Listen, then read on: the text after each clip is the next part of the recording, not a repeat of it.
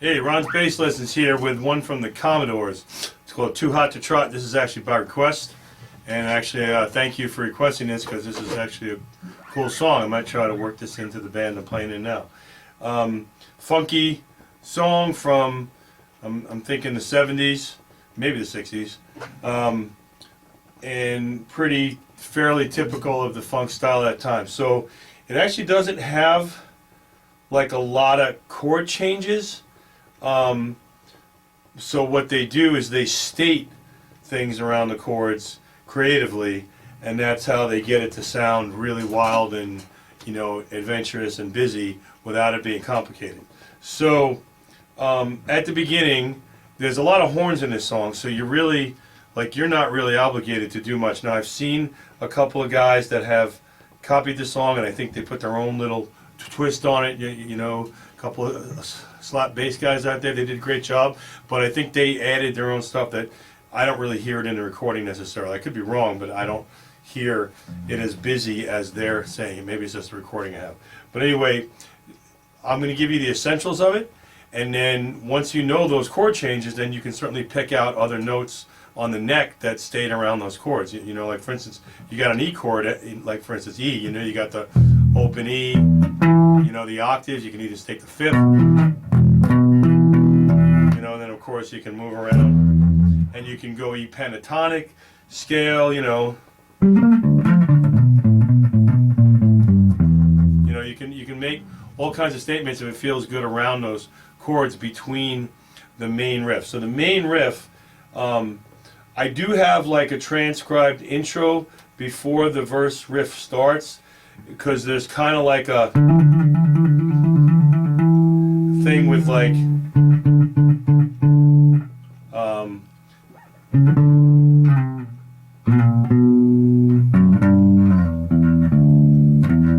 something like that.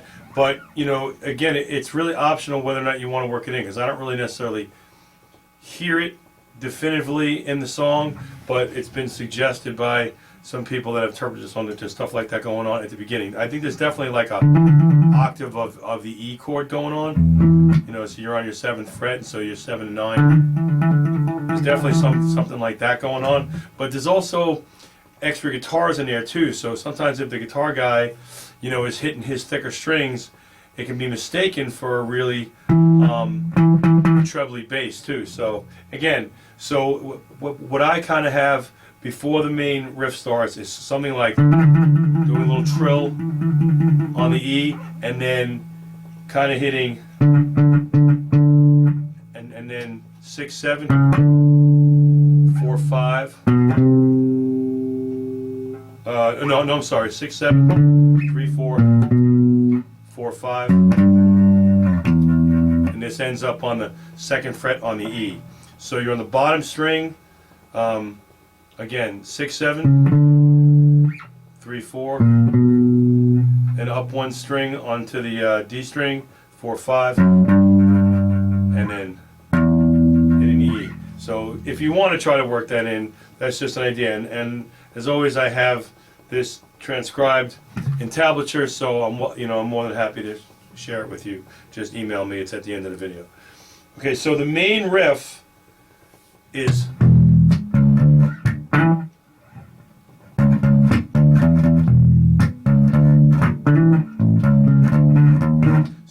so the actual riff that really counts is the open E string, and then 4, 5 on the A strings. You go C sharp to D's, and then I think the octave kind of sounds cool. Again, not absolutely necessary, but I think it's cool if you do it like that.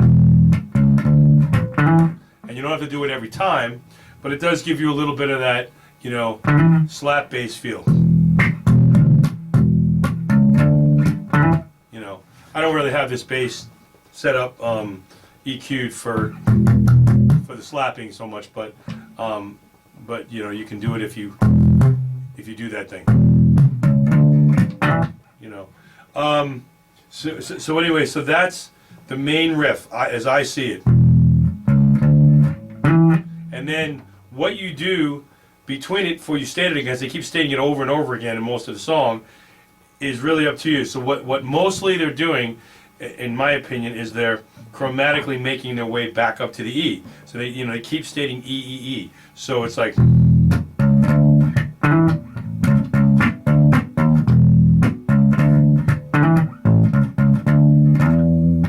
so any combination of that, basically between C sharp and E, gives you that feel. And then I kind of like the octave approach once in a while, which is,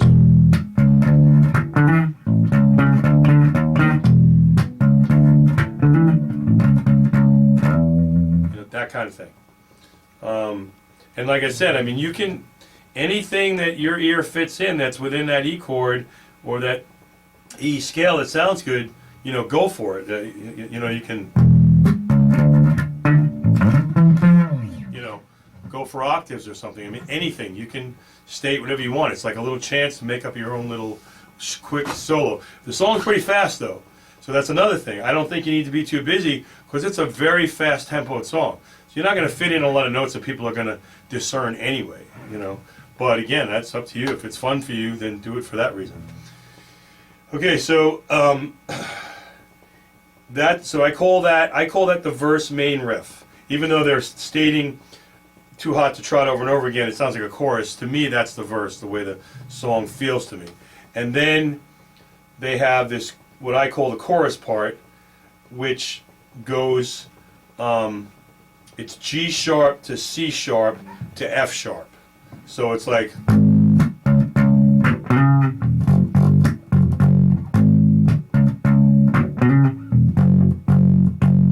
something along those lines. And again, you just listen to the song and cop whatever rhythm you want, but it's basically G sharp on the 4th fret, G sharp to C sharp, and then I think it's cool to, not every time necessarily, but hit the octave of that C sharp, like you did with the E. So it only does it 3 times. It does the G sharp to C sharp to F sharp 3 times. That's it. So.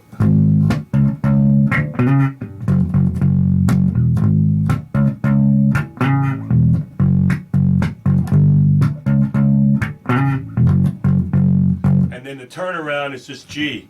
He hits the low G and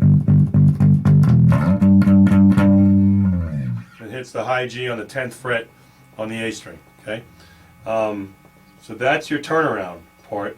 And again, I have all this transcribed. And then there's the bridge. There's a fairly it's not a short, but it's not real long bridge. Again, it's got a repetitive part, which my notes say it's 3 times on the main riff. So in this case, instead of going G sharp, C sharp, F sharp, the bridge starts on E sharp and ends up on C sharp. It's just a climb.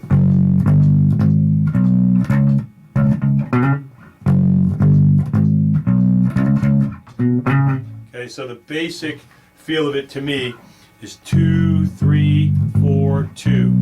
F sharp, G, G sharp, B, and then it kind of hammers on C to C sharp, and then you can hit the octave of that C sharp again to cop some of that funk feel. All right, and any combination in that idea, you can vary it a little bit to your taste, as long as you end up. You start at F sharp and end up at that C sharp on time, you can play with it. But that's the basic riff.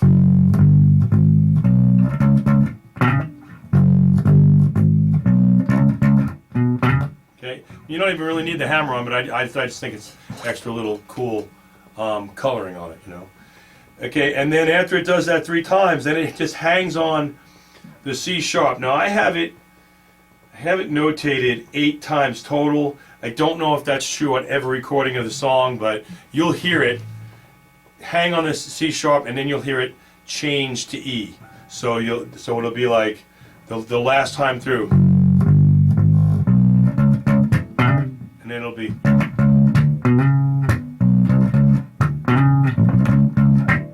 So something around that will work. Like you can just stay on the C sharp and hit the octaves if you want.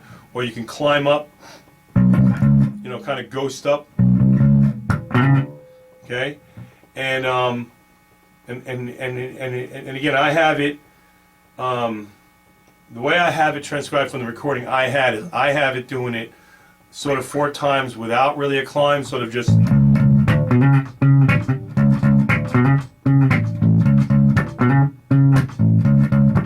And then 4 times.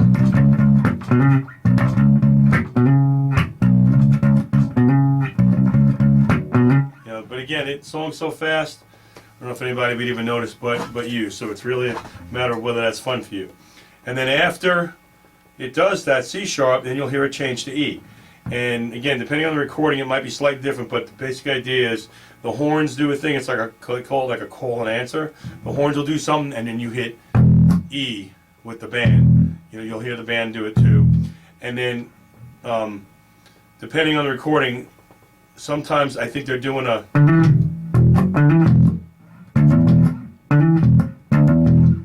D to hammer onto E, and then hitting the low octave, and they do it from the high string and from the lower string. Okay, so you're on 7 and 9 and 5 and 7, but you're basically D hammering to E, hitting the octave. So again, there's a horn. You'll hear it. There's a horn statement. You know, that kind of thing. And in the studio version, then it does that not, I think it's 8 or less times, and then you'll hear it. They go into a different thing where just the horns are doing this extended thing at the very end, and then you can kind of, when the horns finish their thing, you can kind of do that thing you did at the beginning. It's kind of similar idea to what they do at the intro, so you're going to be on.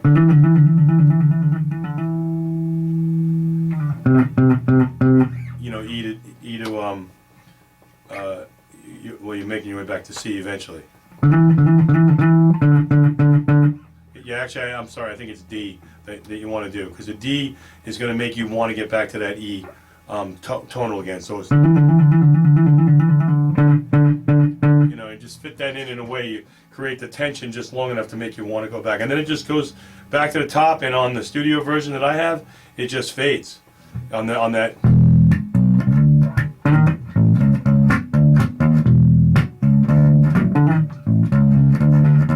You know, and that's it. Now I have heard what I think, I don't know if it was recorded this way or if somebody modified it, but I've heard an extended version where they do the chorusy part and the bridge part 2 different times, but it's the same parts. And you know, so I actually have on my tab, I actually have the structure written out for the longer version that I heard. I just didn't think it was necessary for teaching purposes because I'm repeating the same parts when they did the cover of it. So that's old parts. You know, again, if you want the tab, just email me. I'll be happy to send it to you. And good luck and have fun. Thanks for watching, and I'll see you at the next one. All right, this is the tab for the Hot To Trot.